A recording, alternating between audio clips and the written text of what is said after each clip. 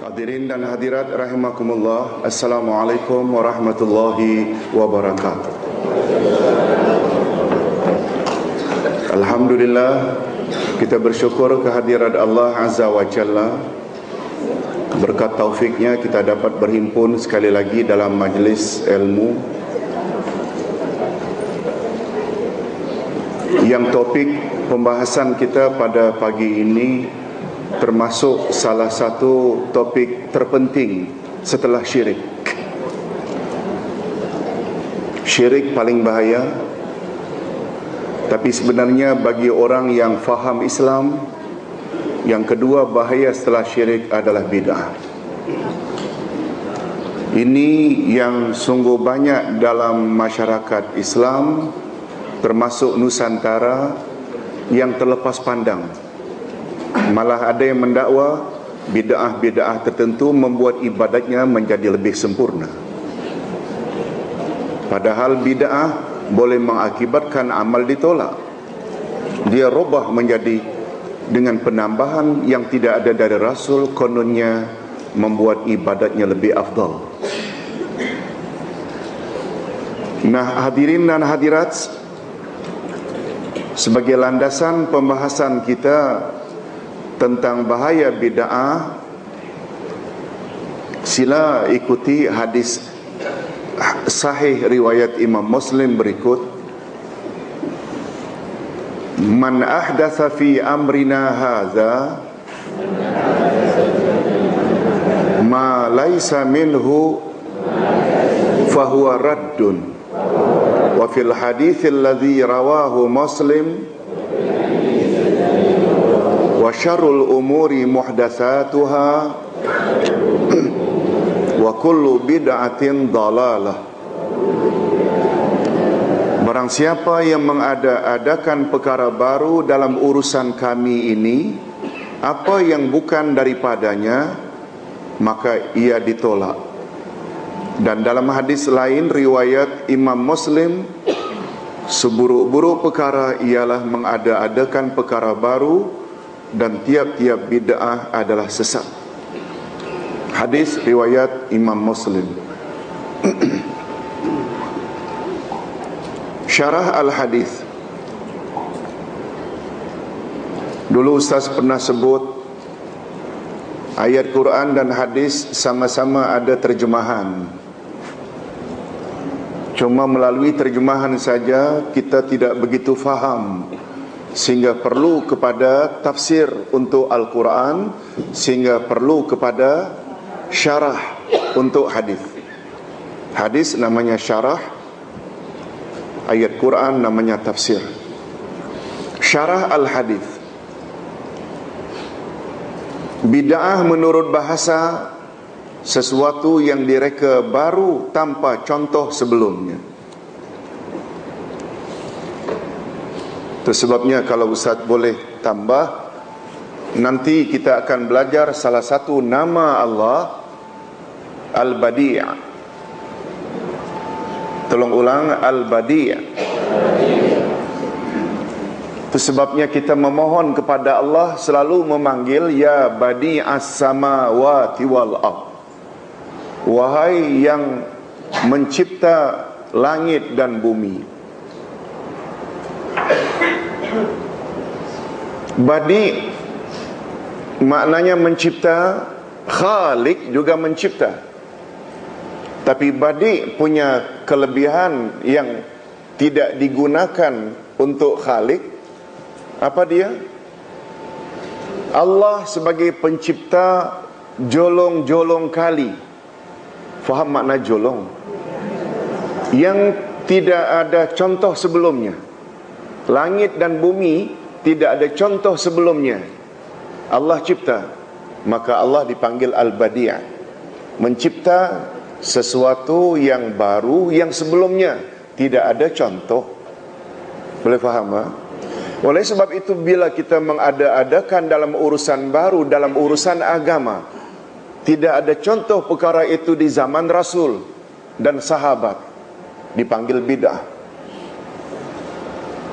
Mengada-adakan kenduri kedara hari ketiga sempena kematian, ketujuh, 40, mengenang pecah perut. Hari yang ke-100 tahunan yang dipanggil haul, tak pernah dilakukan oleh Rasul dan para sahabat. Itu dikategori dalam bid'ah, mengadakan baru dalam urusan agama yang tidak ada contoh di zaman Rasul. Faham kaitannya bid'ah dengan badi' nama Allah? Yes. Nanti kita akan jelaskan dalam kertas khas tentang nama Allah Al-Badi'.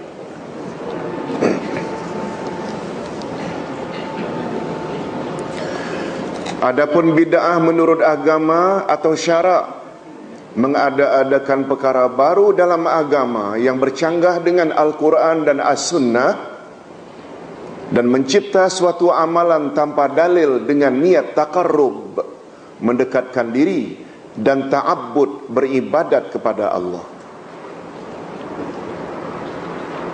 Jadi mengadakan sesuatu dengan tujuan taqarrub dan ta'abbud, mendekatkan diri kepada Allah, itu namanya bid'ah. Tapi nanti kita akan jumpa, bukan namanya bid'ah bila kita buat perkara baru yang tak ada kaitannya dengan agama. Seperti adanya aircon, adanya kapal terbang, adanya LRT, adanya komputer. Itu tidak ada kaitannya dengan agama, dan dia betul tak membawa kemaslahatan dan kebaikan untuk umat, itu tak ada masalah. Bid'ah dalam urusan agama adalah ditegah berdasarkan hadis-hadis di atas dan juga firman Allah. Antara lain, tolong ikuti. A'udzubillahi minasyaitonirrajim. Am lahum syuraka'u syara'u lahum minad din.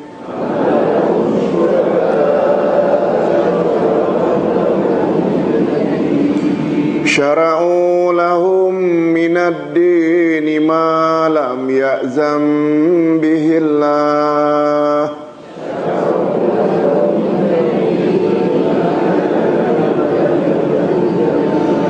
Apakah mereka mempunyai sembahan-sembahan selain Allah yang mensyariatkan untuk mereka agama yang tidak diizinkan Allah?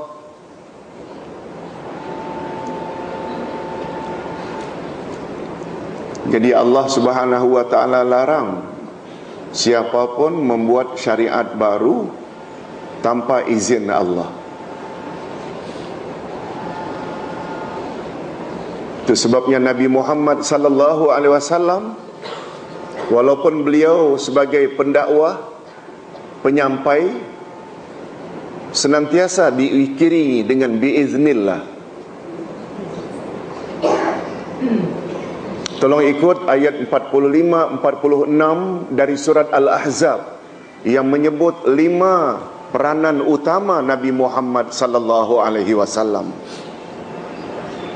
Ayat 45-46 Al-Ahzab. Ya ayyuhan nabi, inna arsalnaka syahida wa mubashshira wa nadhira wa da'iyan ilallahi biiznih wa sirajam munira. Hai Nabi, sesungguhnya kami utus engkau adalah sebagai saksi, 1, penyampai berita gembira, 2, dan pemberi peringatan, dan yang keempat, wada'iyan ilallahi biiznih, dan sebagai penyeru ke jalan Allah dengan izinnya. Izinnya siapa? Allah. Nabi pun tak boleh cakap suka-suka hati kecuali dengan izin Allah. Wa sirajam munira, dan sebagai pelita yang menerangi. Ikut Nabi, kita tak sesat sebab ada cahaya. Jadi siapapun selain Allah, selain Nabi,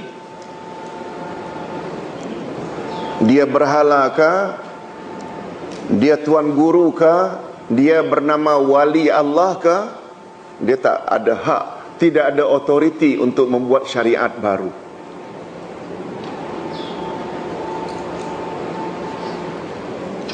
Hadirin dan hadirat, Ustaz selalu bawa pendekatan begini. Matlamat kita dicipta oleh Allah, begitu juga jin untuk beribadat padanya. Ayat 56 Az-Zariyat. Tolong ikuti, wa ma khalaqtul jinna wal insa illa liya'budun. Aku tidak jadikan jin dan manusia kecuali agar mereka beribadat padaku. Bila ditanya macam mana kita manusia beribadat pada Allah, jawabnya tak tahu. Bila ditanya balik, takkan tak tahu, takkan tak ada orang yang beritahu. Saya tak tahu betul sebab Allah tak beritahu directly pada saya. Tapi Allah ada tak beritahu? Ada, melalui Rasulnya, orang-orang pilihan setiap generasi. Betul tak Pak? Rasul terima wahyu, mendapat bimbingan dari Allah melalui malaikat Jibril. Itu sebabnya dalam bab salat, Nabi ada tak sebut sallu kama ra'aitumuni usalli? Salatlah sebagaimana kamu tengok cara aku salat. Khuzu anni manasikakum, ambil hanya daripadaku manasik hajimu. Miqat dari mana, tawaf bagaimana, berapa pusingan, melontar jamarat berapa batu, batu sebesar apa, ukuf di Arafah berapa hari bulan. Semua kita mesti ambil dari Nabi, sebab Nabi mendapat bimbingan Allah. Nah, disinilah perlunya selain beribadat ikhlas lillah, beribadat perlu ikut cara Rasulullah sallallahu alaihi wasallam. Sabda Nabi sallallahu alaihi wasallam, tiap-tiap bid'ah adalah sesat.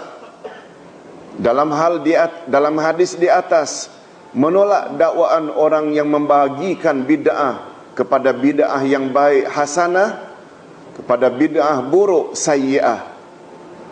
Ini karena lafaz Rasul sallallahu alaihi wasallam adalah umum yang mencakupi keseluruhan bid'ah.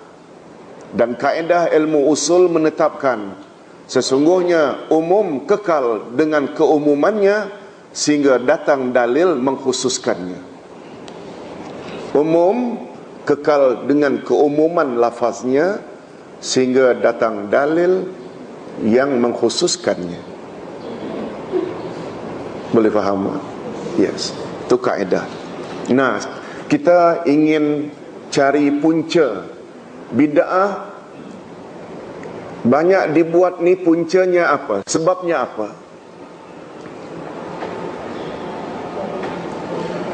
Pertama sekali, kejahilan. Yang dimaksudkan dengan jahil di sini ialah mencakupi kejahilan tentang mana sunnah yang sahih, mana yang daif, mana yang palsu, atau jahil tentang kedudukan sunnah dalam agama, atau jahil tentang uslub bahasa Arab.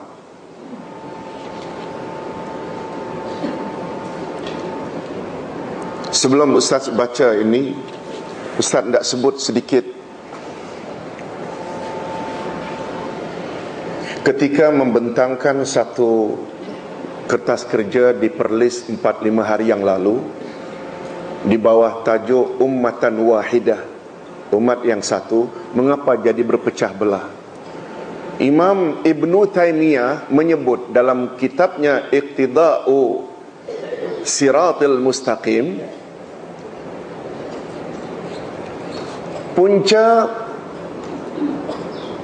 Penyelewengan dalam agama dua saja, yaitu zalim dan jahil. Hadirin dan hadirat, pendapat orang kita boleh terima, boleh tidak. Setuju tak? Kecuali ucapan Rasulullah. Ustaz tidak lihat statement Ibnu Taimiyah, tapi reference yang Ibnu Taimiyah gunakan, ayat 72 Al-Ahzab, sungguh meyakinkan kita. Kita bukan dengar cakap Ibnu Taimiyah, tapi cakap Allah. Macam Ustaz pernah sebut, Siratal Mustaqim itu jalan siapa? Jalan Allah dan jalan Rasul. Referensinya surat Yasin ayat 3 dan 4, innaka laminal mursalina ala siratal mustaqim. Itu menunjukkan jalan lurus itu jalan yang Nabi Muhammad bawa. Jalan Allah pula ayat 62 surat Yasin juga, wa ani'buduni hadza siratal mustaqim. Sembahlah aku saja, ikutilah aku saja, itulah dia jalan yang lurus. Bila kita katakan kepada seseorang jalan lurus itu sebenarnya jalan Allah dan jalan Rasul, mereka tanya, siapa cakap? Jangan cakap Abdullah Yasin, cakap surat Yasin. Beza tak? Beza. Abdullah Yasin boleh ditolak, cakapnya belum tentu betul. Tapi bila menolak surat Yasin, menolak Al-Quran, murtad. Jadi kita yakin jalan lurus itu jalan Allah, jalan Rasul, maknanya Al-Quran dan Sunnah. Bukan Ustaz yang cakap, tapi surat Yasin yang cakap. Macam itulah, tolong ikuti ayat 72 Al-Ahzab yang Imam Ibn Taimiyah jadikan hujah. Penyebab penyelewengan agama asalnya dua saja. Apa dia? Zalim dan jahil. Inna aradna al-amanah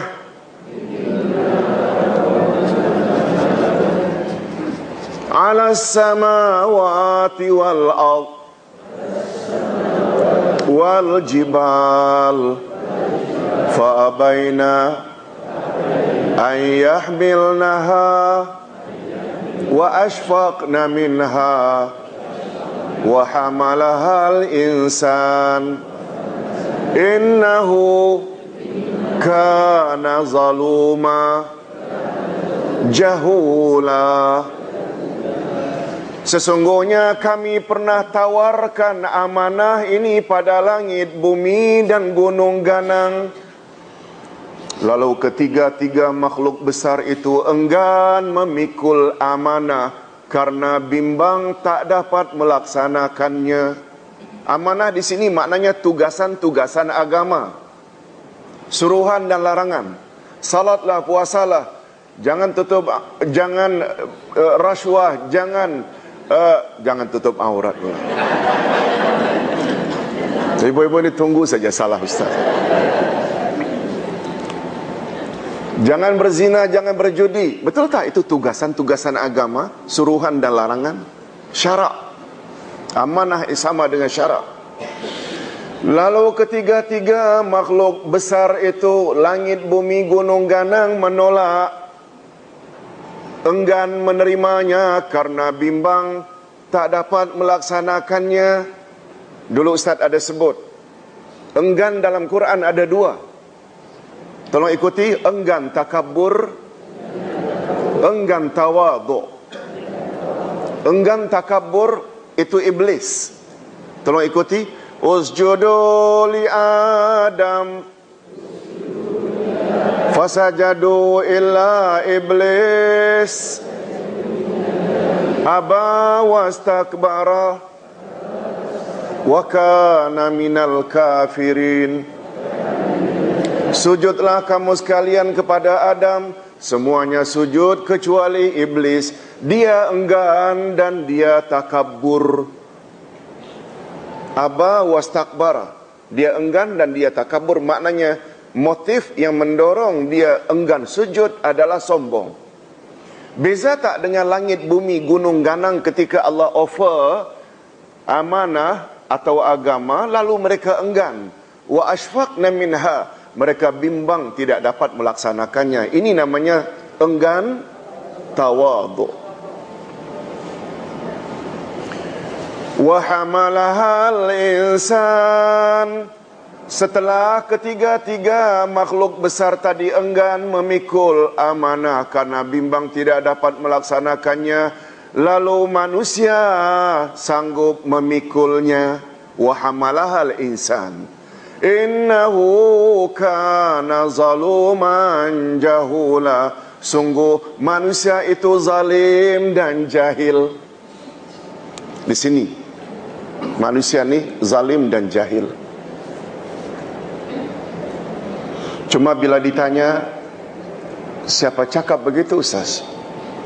Komen siapa Ustaz? Jawabnya itu komen malaikat.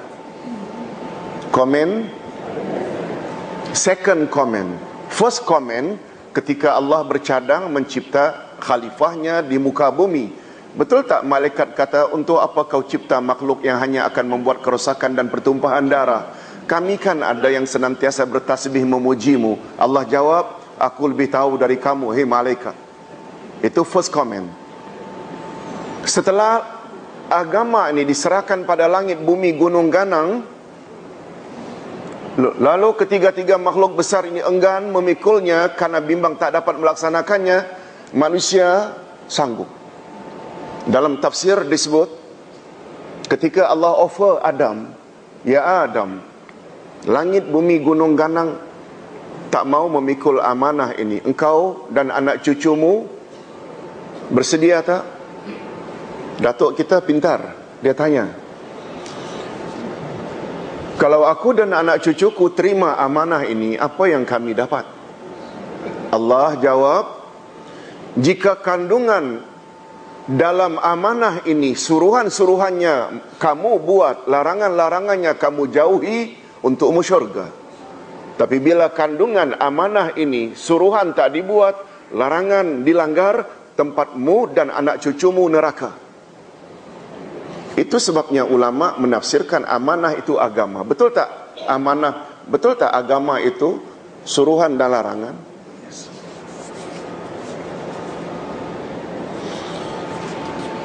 Cuma kalau Ustaz boleh jelaskan sedikit sebelum kita baca lebih detail.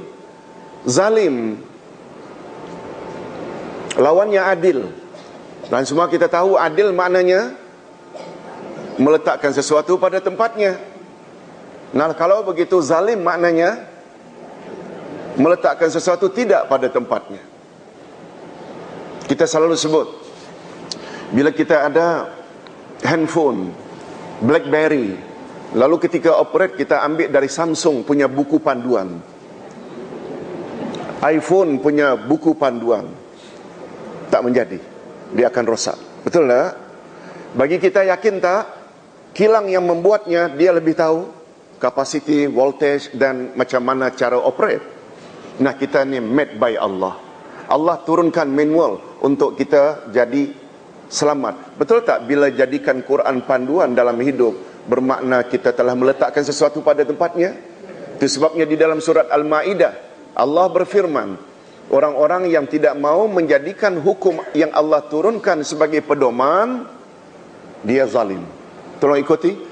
Wa man lam yahkum bima anzalallah fa ulaika humuz zalimun. Barang siapa yang tidak berhukum dengan hukum yang Allah telah turunkan, mereka lah orang-orang yang zalim. Itu zalim. Nah, bagi kita dalam konteks bid'ah ini, agar selamat ibadat kita pada Allah, tepat atau tidak bila ikut Nabi Muhammad?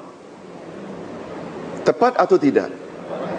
Nabi Muhammad Rasul terakhir, beliau dapat bimbingan langsung dari Allah melalui malaikat Jibril.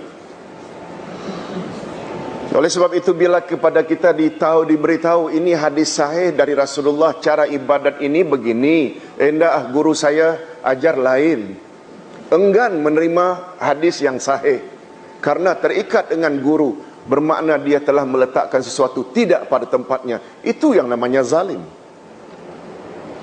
Boleh faham? Meletakkan sesuatu tidak pada tempatnya, itulah dia zalim. Apalagi meletakkan gurunya lebih tinggi dari Rasulullah sallallahu alaihi wasallam. Jahil pula, ini banyak.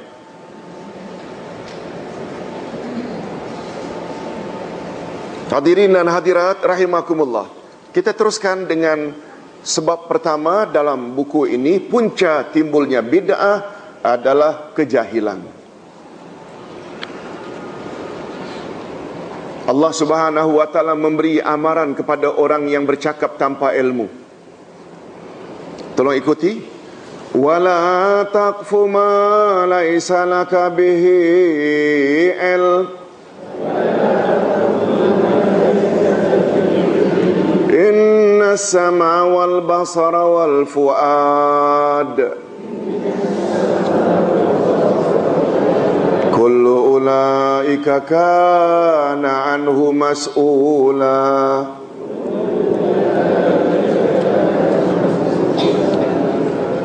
Dan janganlah kamu mengikuti apa yang kamu tidak mempunyai pengetahuan tentangnya.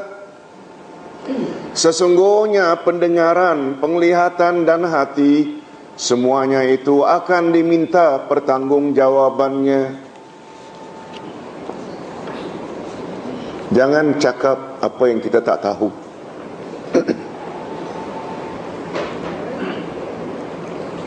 Hadirin dan hadirat,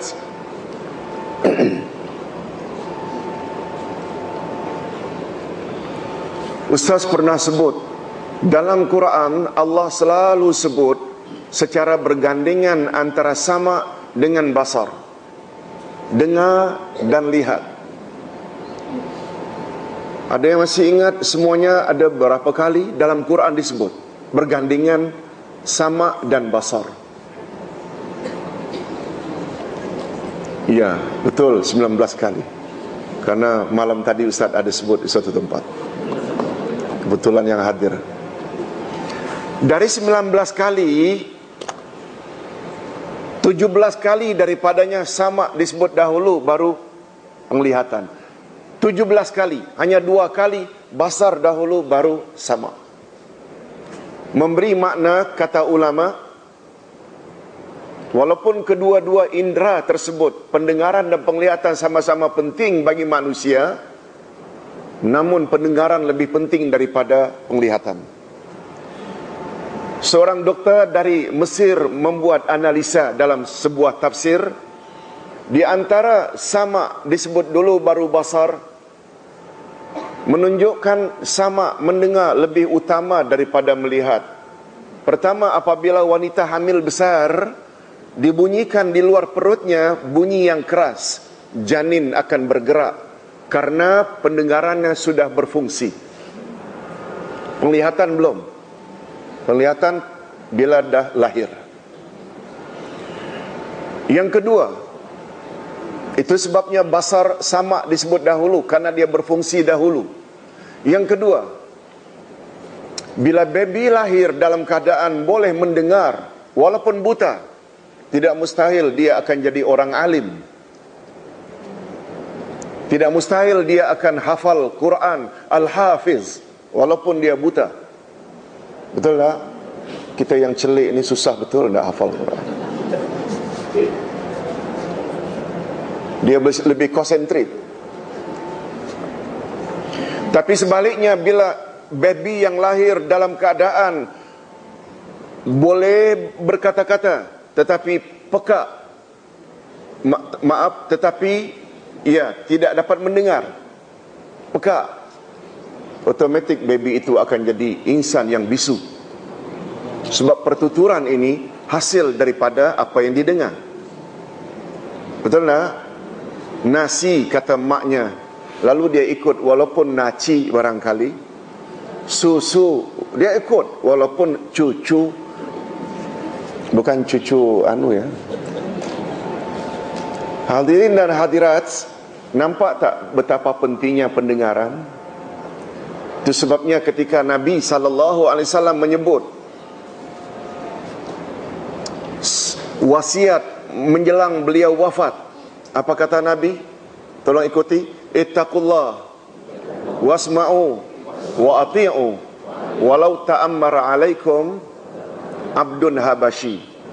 Bertakwalah kamu kepada Allah dan dengarlah dan patuhilah ayat apa yang kamu dengar, walaupun yang menyampaikan itu berbangsa Habsyi. Uraian ulama, ittaqullah, bertakwalah pada Allah, diikuti dengan dengarlah, patuhilah. Maknanya sifat takwa ini tak mungkin dapat dicapai andai kata orang tersebut tak suka dengar.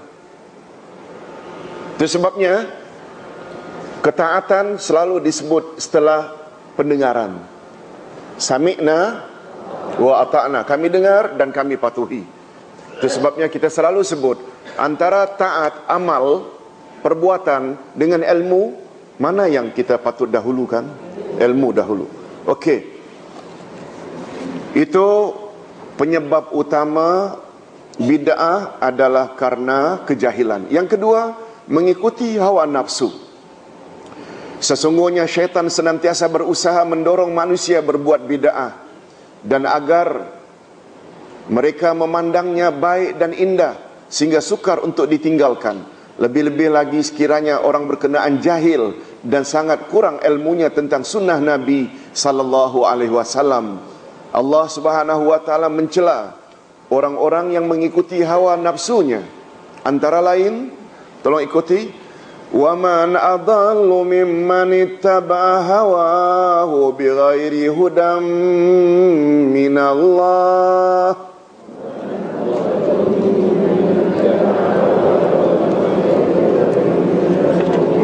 Innallaha la yahdil qaumadz zalimin. Dan siapakah yang lebih sesat daripada orang yang mengikuti hawa nafsunya dengan tidak mendapat petunjuk dari Allah sedikit pun? Sesungguhnya Allah tidak memberi petunjuk kepada orang-orang yang zalim. Pertama, jahil. Yang kedua, ikut hawa nafsu. Yang ketiga, bergantung dengan perkara syubhat. Bergantung dengan perkara syubhat. Maksudnya mereka tinggalkan hukum-hukum yang telah jelas dan mereka suka kepada perkara-perkara yang samar-samar. Allah mencela golongan ini. فَأَمَّا الَّذِينَ فِي قُلُوبِهِمْ زَيْغٌ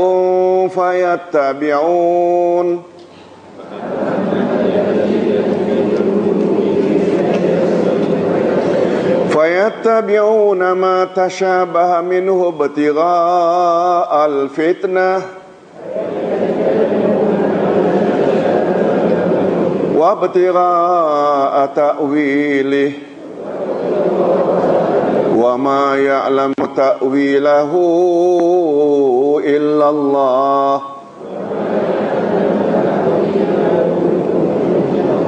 Adapun orang-orang yang dalam hatinya condong kepada kesesatan, maka mereka mengikuti sebahagian ayat-ayat yang mutasyabihat untuk menimbulkan fitnah dan untuk mencari takwilnya, padahal tidak ada yang mengetahui takwilnya melainkan Allah.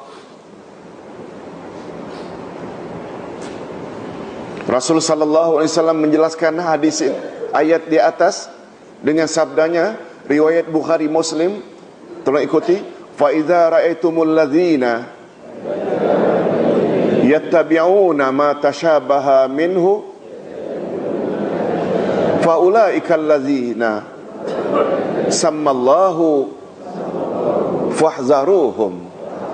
Apabila kamu melihat orang-orang yang mengikuti perkara syubhat, maka merekalah orang-orang yang disebut oleh Allah dalam ayat itu. Oleh sebab itu waspadalah kamu terhadap mereka. Hadirin dan hadirat rahimakumullah. Jadi perkara syubhat ini adalah perkara yang patut kita jauhi. Masih ingat hadirin dan hadirat, ditinjau dari satu sudut, fitnah terbagi dua. Fitnah syahwat, satu lagi fitnah syubhat. Yes, tolong ikuti. Fitnah syahwat, fitnah syubhat. Fitnah syahwat, pendorongnya adalah ikut hawa nafsu. Fitnah syahwat karena kedangkalan ilmu. Semuanya samar-samar, tak pasti. Itu namanya syubhat. Nah, cara untuk mengatasi fitnah syahwat adalah menahan. Apa dia dalam bahasa Arab? Sabar. Sabar. Bila kita ingin memuaskan nafsu seks, lalu kita tahan, akhirnya tak jadi zina. Betul tak? Itu maknanya cara merawat fitnah syahwat adalah menahan. Mau ingin cepat kaya, ada peluang untuk mencuri atau rasuah, lalu kita tahan, tak jadi. Betul tak? Akhirnya tak jadi rasuah. Kemarahan yang membara-bara, ingin mencederakan lawan atau membunuh, lalu kita tahan, kan akhirnya tak jadi membunuh. Jadi cara merawat fitnah syahwat adalah sabar. Apa makna sabar? Menahan. Cara menahan fitnah syubhat yang penyebabnya kedangkalan ilmu adalah cara merawatnya yakin. Yakin tentu saja dengan mencari ilmu. Betul tak? Itu sebabnya Ustaz selalu sebut, matlamat majlis ilmu yang Ustaz peribadi jalankan adalah untuk menaik taraf antara daripada muqallid kepada muttabi. Masih ingat? Muqallid maknanya orang yang bertaklid, mengikut, ada dalil ke tak ada dalil ke tak kisah. Muttabi pula mengikut juga, tapi mengetahui adanya dalil. Mana lebih tinggi di sisi Allah antara muqallid dengan muttabi? Muttabi lebih tinggi. Baik, hadirin dan hadirat rahimakumullah. Adapun punca bid'ah dilakukan adalah karena taklid buta kepada tuan guru. Ini dia, taklid. Taklid buta kepada tuan guru dalam perkara usul, asas dan furu' cabang boleh membawa kepada perbuatan bid'ah. Oleh sebab itu, kita akan dapati pendapat tuan guru pada mereka adalah lebih utama dan mestilah didahului daripada firman Allah dan sabda Rasul sallallahu alaihi wasallam.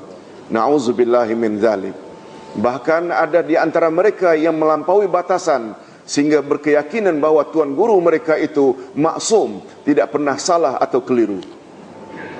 Golongan ini hampir menyerupai golongan musyrikin yang dicela oleh Allah, yaitu apabila datang kebenaran pada mereka, selalu saja mereka jawab, diceritakan oleh Allah dalam surat Az-Zukhruf 23, Inna wajadna aba'ana ala ummah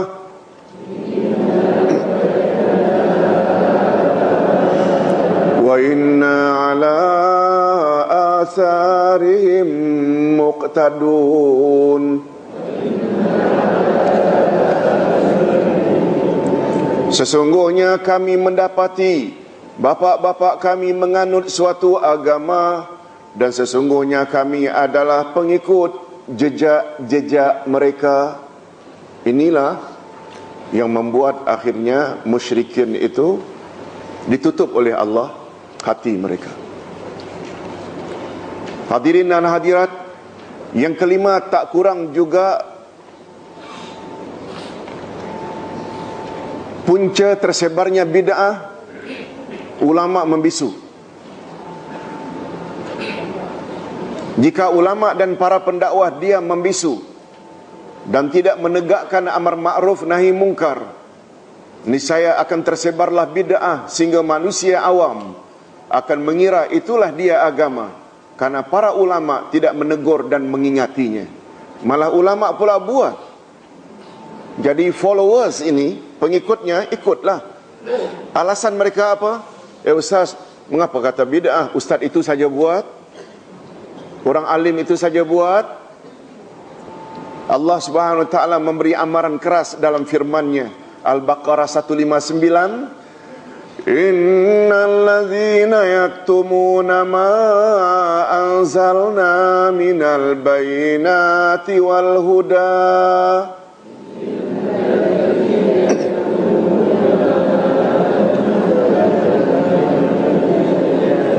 min ba'di ma bayyanahu lin-nasi fil kitab.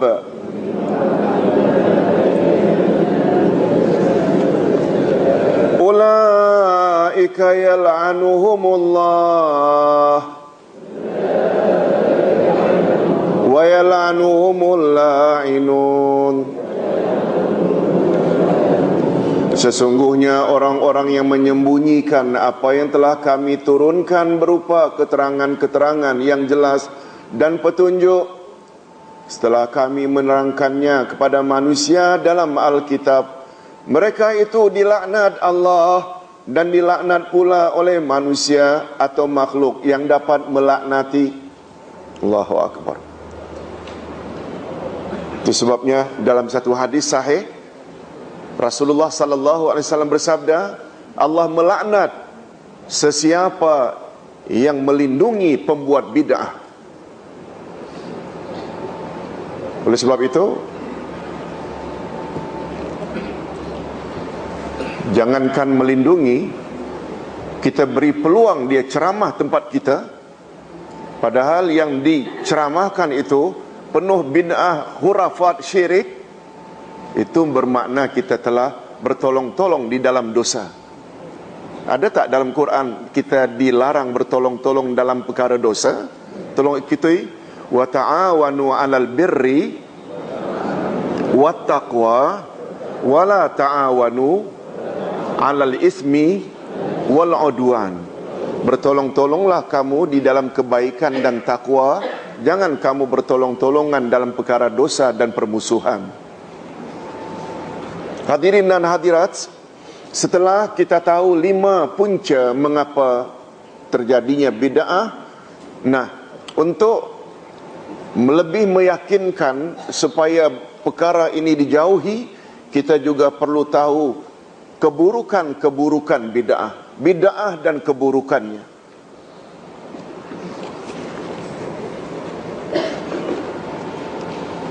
Hadirin dan hadirat,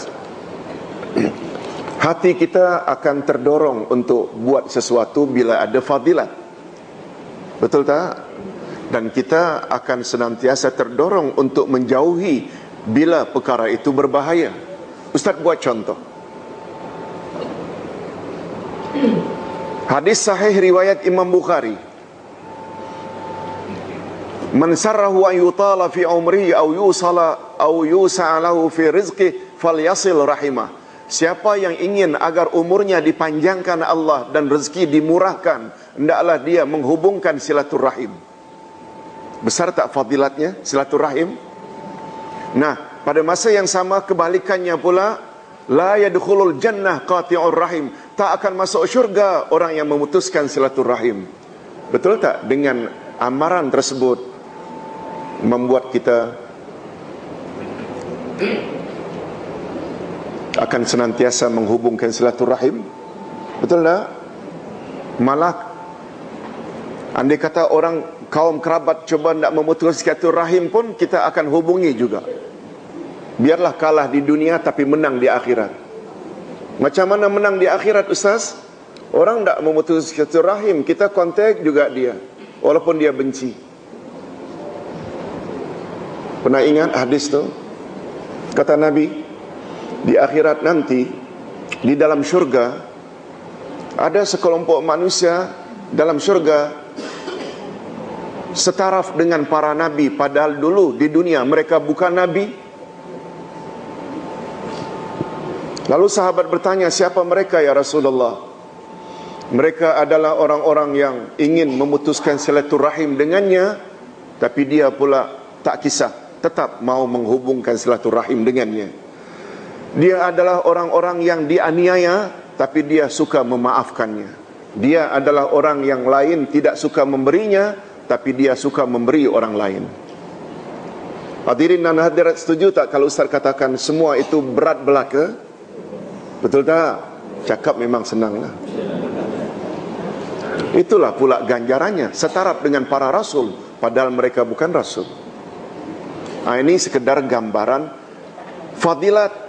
Mengapa hadirin dan hadirat kita terdorong datang ke majlis ilmu seperti ini?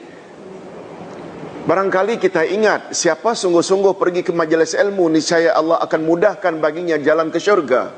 Betul tak? Akhirnya terdorong untuk datang. Hadirin dan hadirat, apa pula bahayanya bid'ah? Tidak diragukan lagi bahawa bid'ah membawa kesan buruk kepada agama, diri seseorang dan masyarakat. Jadi bukan saja agama, diri seseorang, masyarakat kena tempias keburukannya. Pertama, bid'ah boleh membawa kepada kekufuran. Kufur dan syirik yang terjadi pada semua umat terdahulu adalah bermula dari bid'ah, yaitu seperti sikap mereka yang keterlaluan memuji orang-orang saleh mereka. Masih ingat sejarah munculnya syirik di atas muka bumi? Yes. Orang alim meninggal dunia, mereka buat patung. Yang kedua, berkata tentang Allah tanpa ilmu. Pembuat bid'ah adalah manusia yang paling pendusta. Mereka tidak segan-segan kadang-kadang mencipta hadis palsu untuk memperbuat bid'ah yang dilakukannya dan menyelewengkan firman Allah dengan tafsiran atau makna yang menyimpang dari asalnya. Yang ketiga, benci kepada sunnah dan pendukung kebenaran. Mereka benci kepada nas-nas syariat, Al-Quran dan Al-Hadis yang bercanggah dengan bid'ah yang mereka cipta. Mereka tidak suka kepada orang-orang yang mengambil dalil-dalil yang jelas dan pendukung setia sunnah Rasul sallallahu alaihi wasallam. Mereka tak suka. Malahan mereka berusaha keras untuk menjauhkan orang awam daripada mengikuti setiap ajaran yang bercanggah dengan ajarannya, walaupun ajaran tersebut dilengkapi dengan dalil-dalil yang kuat dari Al-Quran dan sunnah Nabi sallallahu alaihi wasallam. Mereka akan katakan, jangan ikut, dia itu ini, bermacam-macam label yang dilemparkan semata-mata untuk memomokkan masyarakat. Jangan ikut Quran dan sunnah Nabi sallallahu alaihi wasallam. Hadirin dan hadirat, kalau ingin tahu sejarah mengapa buku ini dibuat, itulah antara lain momok-momok itu. Sehingga akhirnya Ustaz ambil inisiatif, kalau begitu saya kena buat nota Quran, hadis, jelaskan biar orang baca. Kalau ada yang tak puas hati, mari kita berdiskusi. Akhirnya alhamdulillah sekarang sudah buku yang ke-6 Ustaz buat, Quran Sunnah, Quran Sunnah. Silakan kalau ingin, atau betul tak? Kalau kita cakap lepas saja tidak ada nota, orang akan mengatakan, oh betul lah. Tapi setelah kita dedahkan apa yang kita bahas, betul tak? Lihat tu ada hikmah. Oleh sebab itu bila ada usaha-usaha ingin memesongkan atau menghentikan usaha-usaha murni ini, tak usah cepat menggelabah. Dia mesti saja ada faedahnya. Betul tak? Andai kata tak dihalangkan, tak ada buku-buku macam ini. Tak ada berniat atau tidak bermaksud untuk menulis. Hadirin dan hadirat rahimakumullah. Yang keempat, bahaya bid'ah, amalan mereka ditolak. Ini yang paling bahaya. 2 syarat agar amal diterima. Pertama, ikhlas. Dan yang kedua, mutaba'ah. Apa makna mutaba'ah? Mengikut cara Rasulullah sallallahu alaihi wasallam. Hadirin dan hadirat, pembuat bid'ah tidak mengikut cara Rasul dalam beramal, maka amalan mereka ditolak oleh Allah. Tolong ikuti ayat ini. Qul hal nunabbi'ukum bil akhsarina a'mala.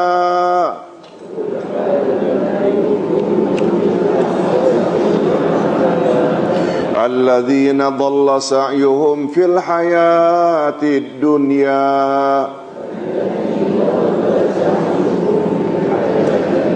wahum yahsabuna annahum yuhsinuna sun'a. Katakanlah, apakah akan kami beritahukan kepadamu tentang orang-orang yang paling merugi perbuatannya? Allah offer. Tahu tak? Mau tak aku beritahu orang yang paling merugi perbuatannya? Ustaz nak sebut sedikit dalam kaedah ilmu tafsir. Mana-mana ayat Quran bentuknya bentuk pertanyaan, mesti membawa makna mustahak. Mesti membawa perkara itu mustahak untuk diketahui. Sampai Allah bertanya. Ustaz buat contoh lain. Surat Saf ayat 9 dan 10. Hei orang-orang yang beriman, maukah kamu sekalian aku tunjukkan satu bisnes yang boleh menyelamatkan kamu dari azab Allah yang pedih? Hal adullukum ala tijarah. Apa makna tijarah? Perniagaan. Perniagaan yang boleh menyelamatkan daripada apa? Bukan kepapaan hidup di dunia, bukan. Daripada azab Allah yang pedih. Min azabin alim. Langsung Allah sebut setelah itu, jawabannya, kamu beriman kepada Allah dan Rasulnya, dan kamu berjihad di jalan Allah dengan harta dan dirimu. Jadi ada berapa? 2. Iman pada Allah, iman pada Rasul, itu bab iman. Jihad kepada Allah di jalan Allah dengan harta dan dirimu. Maknanya, boleh tak amal saleh? Amal saleh kadang-kadang dalam bentuk salat, attend kelas, kadang-kadang dari derma sini, derma situ. Kan itu dengan harta? Tolong ikuti penghujung ayat. Zalikum khairul lakum in kuntum ta'lamun. Yang 2 itu lebih baik bagimu sekiranya kamu benar-benar tahu. Apa dia 2 itu yang menyelamatkan kita daripada azab yang pedih? Iman kena betul, terutama terhadap Allah dan Rasul. Betul tak? Beramallah untuk Allah, beramallah ikut cara Rasul, itu maksudnya. Dan beramal kita sesuaikan dengan kehendak Allah dan kehendak Rasul. Itulah yang lebih baik bagimu. Khairul lakum, better for you, sekiranya kamu tahu. Hadirin dan hadirat rahimakumullah. Nah, apa dia jawaban Allah kalau kita ingin tahu?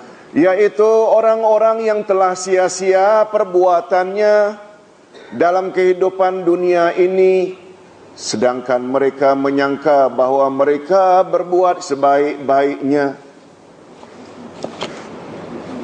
Dia mengira apa yang dia buat itu sebaik-baiknya, tapi di akhirat nanti jadi orang yang merugi. Boleh tolong jawab, apa sebab mereka di sana merugi padahal dah buat baik? Karena apa saja yang mereka buat tidak ada value. Zero. Mengapa? Karena beramal tidak ikut cara Nabi. Beramal tidak ikut cara Nabi, itu tak namanya bid'ah, betul tak? Yes. Hadirin dan hadirat rahimakumullah.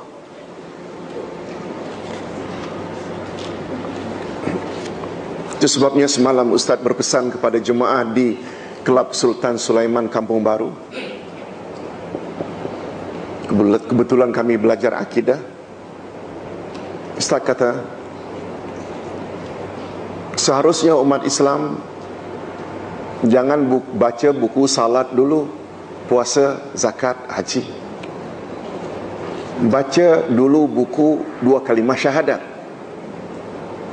Boleh faham maksudnya? Ustaz ada buat buku kecil, Hakikat 2 kalimah syahadat. Asyhadu saja ada 5 maknanya. La ilaha illallah ada 2 rukunnya. La ilaha illallah ada 7 syaratnya. La ilaha illallah ada 14 perkara yang membatalkannya. Wa asyhadu anna Muhammad Rasulullah ada 4 rukunnya. Kata Imam Ibnul Qayyim, semua ibadat tidak akan diterima oleh Allah kecuali jika memenuhi 2 syarat yang tersirat di dalam 2 kalimah syahadat. Syarat pertama ikhlas, tersirat di dalam asyhadu alla ilaha illallah. sesuai dengan maknanya, tiada Tuhan yang berhak disembah melainkan Allah. Salatmu, puasamu, zakatmu, hajimu baru diterima mesti lillah. Boleh faham tak?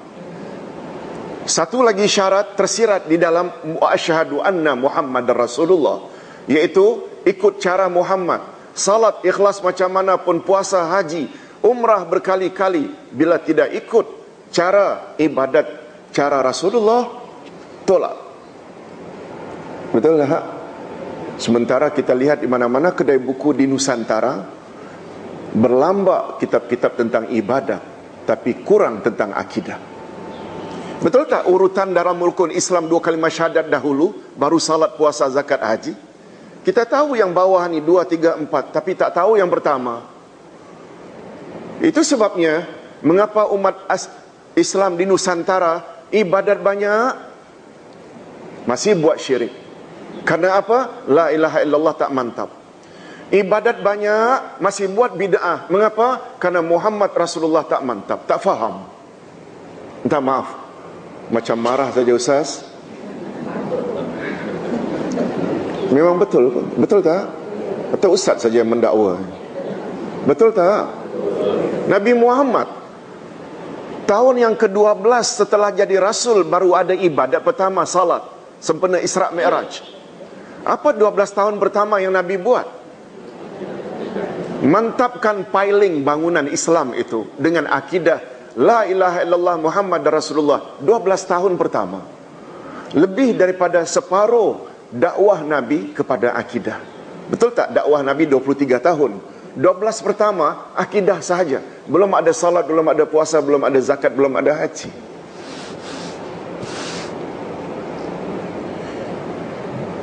Nanti Ustaz akan sebut ada 6 cara syaitan menggoda manusia.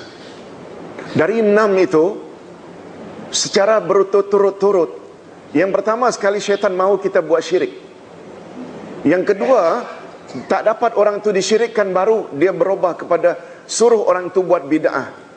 Baru yang ketiga, syaitan setelah tidak berhasil membuat orang itu syirik dan bid'ah, baru yang ketiga, kabair, zina, judi, minum arak, semuanya itu yang ketiga. Nampak tak bahawa bid'ah lebih berbahaya daripada minum arak? Sementara persepsi dalam masyarakat kita, berzina, minum arak itu, sedangkan bid'ah, alah tak payahlah ditegur, apa orang buat baik, selalu buat macam itu. Padahal itu sebenarnya boleh mengakibatkan amal seseorang ditolak oleh Allah Subhanahu wa taala. Okey, yang keberapa sekarang? Yang kelima, bid'ah adalah dosa yang sangat berbahaya. Bid'ah lebih berbahaya dari maksiat. Ini dia. Karena bid'ah adalah penyakit syubhah yang meyakini kononnya dia berada di atas kebenaran atau al-haq.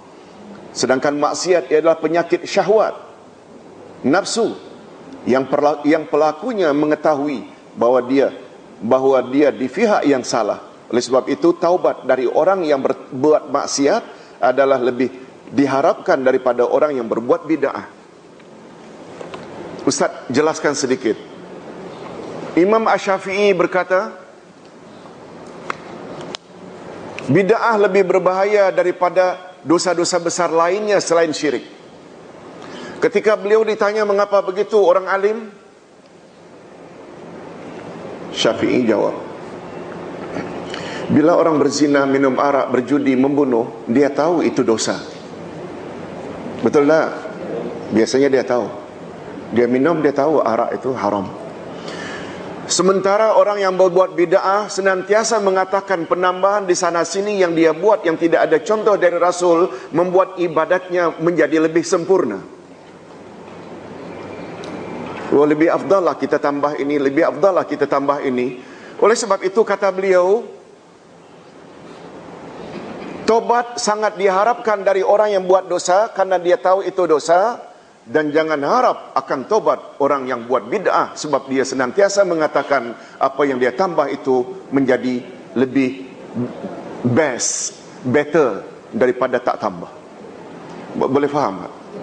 Ini rahasia, kata Imam Asy-Syafi'i rahimahullah. Yang keenam, mesti menanggung dosa sendiri dan dosa pengikutnya. Pembuat bid'ah bukan hanya menanggung dosa sendiri akibat perbuatan bid'ahnya, tetapi juga dosa kesesatan orang-orang yang mengikutinya dengan tidak dikurangi sedikit pun.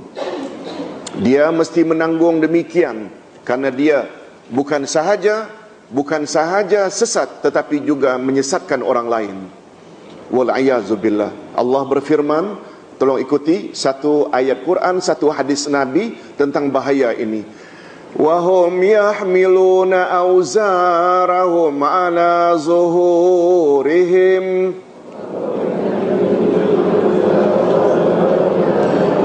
ala sa'a ma yazirun. Mereka memikul dosa-dosa di atas punggungnya. Ingatlah amat buruk apa yang mereka pikul itu. Sabda Nabi sallallahu alaihi wasallam, "Man sanna sunnatan sayyi'atan kana alaihi wizruha wa wizru man amila biha." Barang siapa yang menganjurkan suatu perbuatan buruk, maka dia menanggung dosanya dan dosa orang yang melakukannya. Hadis sahih riwayat Imam Muslim. Yang ketujuh, bahaya bid'ah yang ketujuh, mereka adalah pemecah belah umat. Pembuat bid'ah lah yang telah memecah belahkan umat sehingga menjadi berpuak-puak. Masing-masing saling menyalahkan. Malahan ada yang sampai berbunuh-bunuhan. Muncullah permusuhan dan kebencian antara satu puak dengan puak yang lain. Hal ini memberi laluan mudah kepada musuh-musuh untuk menghancurkan Islam. Ahli bid'ah mempertahankan bid'ah mereka, sedangkan ahli sunnah berjuang menegakkan sunnah dan memerangi bid'ah. Maka timbullah persengketaan di kalangan umat. Ini semua adalah gara-gara karena pembuat bid'ah, bukan karena penegak sunnah yang selalu dituduh sebagai punca pemecah belah. Karena penegak sunnah senantiasa berusaha meneruskan ajaran asal yang datang dari Rasulullah. Betul tak dalam masyarakat kadang-kadang jadi terbalik? Yang coba hendak bawa kepada sunnah dikatakan pemecah belah, sementara yang pembuat bid'ah aman berdakwah. Na'udzubillahi min zalik. Hadirin dan hadirat, yang ke-8, yang terakhir, mendakwa Islam lebih sempurna. Nah, rupanya dengan membuat bid'ah secara tidak langsung, indirectly, dia mendakwa kononnya Islam belum sempurna. Pembuat bid'ah secara tidak disadari seolah-olah mendakwa agama Islam masih belum sempurna. Karena itu mereka merasa perlu menambah lagi apa yang tidak dilakukan atau disuruh oleh Nabi Muhammad sallallahu alaihi wasallam. Padahal Allah telah berfirman pada ayat yang terakhir, tak berapa lama setelah ayat ini turun, Nabi Muhammad wafat. Al-yawma akmaltu lakum dinakum wa atmamtu alaikum ni'mati wa raditu lakumul Islam madina.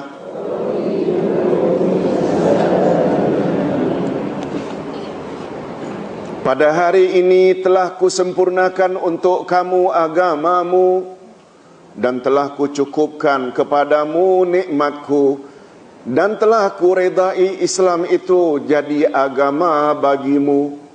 Dengan adanya ayat ini dapatlah kita simpulkan bahawa Nabi Muhammad sallallahu alaihi wasallam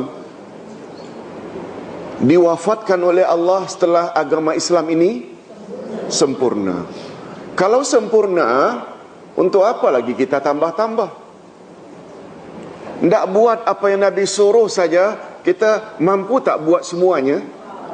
Oh, boleh main ceret, boleh ceret beret.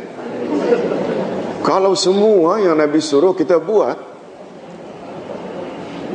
Salat duha 2 rakaat hingga 8. Kadang-kadang buat 2 saja, 2 pun kadang-kadang tidak. Tahajud witir boleh 2, witir boleh 1. Boleh berapa banyak kita tidak buat? Semua itu setuju tak kalau Ustaz katakan dalilnya kuat?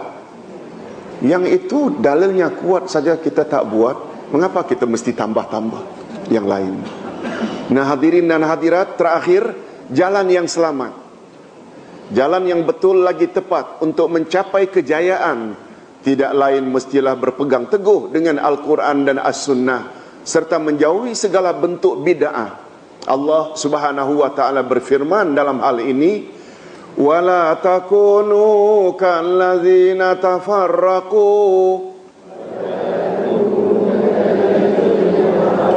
wakhtalafu min ba'di ma ja'ahumul bayinat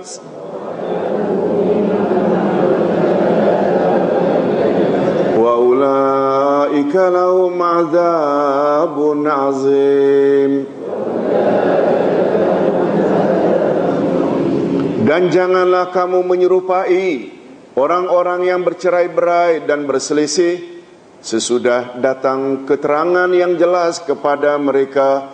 Mereka itulah orang-orang yang mendapat siksa yang kuat, na'udzubillah, yang berat, na'udzubillahi min dzalik.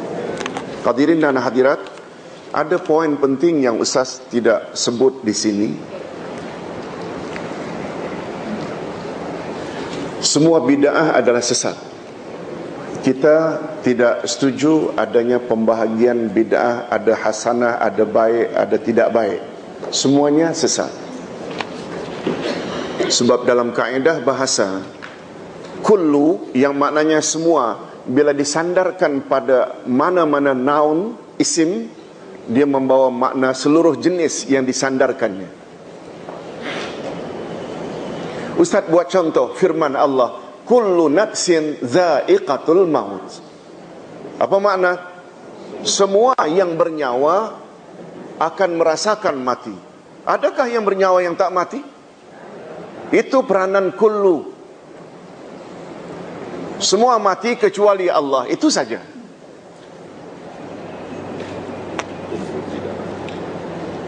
Kullu bid'atin dalalah, tiap-tiap bid'ah adalah sesat. Menurut keyakinan kita, karena Nabi kata kullu, semua bid'ah adalah sesat. Tapi ingat ya, bila menyangkut perkara dunia, dia tidak termasuk larangan ini. Dia hanya bid'ah dalam urusan agama. Ada urusan agama, ada urusan akhirat.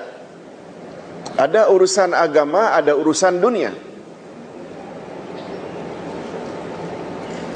Boleh tak kita ceramah pakai mikrofon? Boleh. Ini bukan agama. Malah membawa faedah tak dengan adanya loudspeaker? Membawa faedah. Itu bid'ah yang dibolehkan. Cuma apa yang Ustaz tidak sebut di sini, semua bid'ah adalah sesat.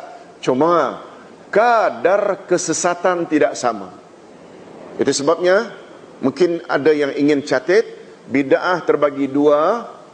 Tolong ikuti, bid'ah haqiqiyah, bid'ah idhafiyah. Bid'ah haqiqiyah, tolong ulang, bid'ah idhafiyah. Bid'ah hakikiyah maknanya bid'ah yang sebenar-benar bid'ah. Bid'ah idhafiyah maknanya bid'ah yang bid'ah tambahan. Nah, Ustaz, apa bezanya Ustaz? Definisi bid'ah hakikiyah, apa-apa bid'ah yang dibuat baru dalam urusan agama, yang hujahnya tidak ada dalam Quran dan sunnah Nabi.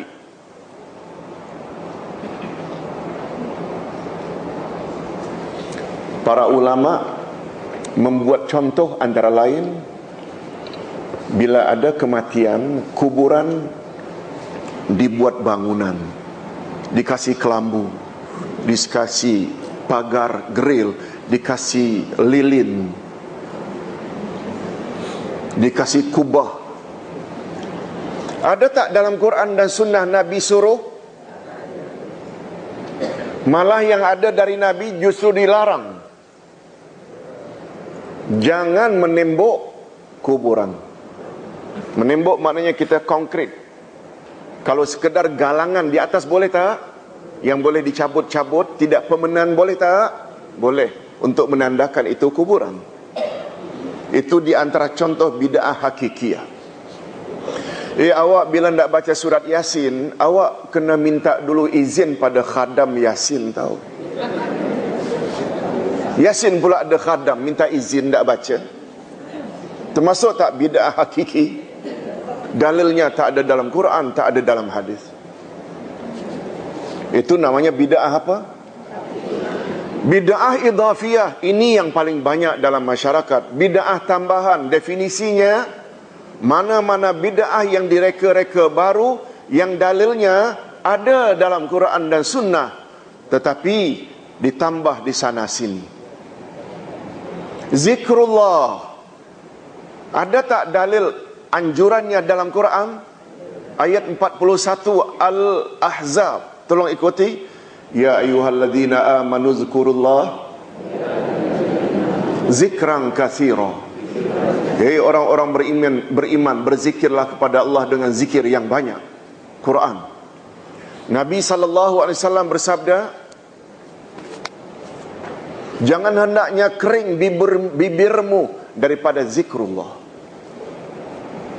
Tahukah kamu, maukah kamu, hei para sahabat, aku beritahu amal yang paling baik, lebih baik dari bersedekah dengan emas dan perak, lebih baik daripada berjuang di jalan Allah lalu kamu membunuh musuh atau musuh penggal lehermu. Mau tak kamu aku tunjukkan sesuatu yang lebih baik dari itu semua? Mau ya Rasul. Apa dia amalan itu? Nabi jawab, zikrullah. Ada tak dalil arahan zikrullah dalam Quran dan Sunnah? Tapi dalam berzikir terlenggok-lenggok. 10 atau 100 pertama gia 1, 100 yang kedua gia 3, gia 4. La ilaha illallah, la, sampai masanya la ilaha illallah, la ilaha illallah. Masanya la ilaha illallah, la ilaha illallah. Akhir sekali Allah, Allah. Akhir sekali hu. Zikir juga namanya. Itu bid'ah idhafiyah.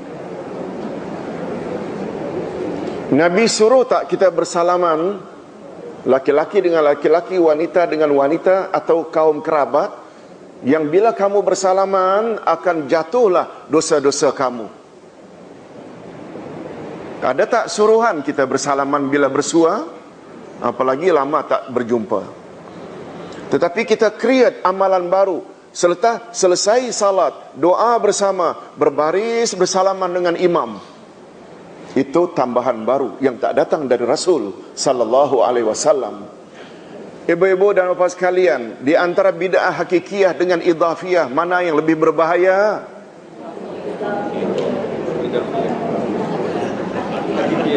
Hakikiyah yang lebih berbahaya. Idhafiyah kurang berbahaya, tapi ingin jadi muslim, muslimat yang baik, bukan saja terhadap hakikiyah. Idhafiyah pun kita kalau boleh jangan terlibat. Tapi andai kata habis salat ada orang sorong tangan pula, sambut. Jangan pula bid'ah. Tak bijak namanya. Tapi tidak memulai, kalau boleh jangan. Boleh faham ya? Yang itu memahami itu mustahak, supaya agak lembut sedikit. Hadirin dan hadirat, kita rehat sejenak. Assalamualaikum warahmatullahi wabarakatuh.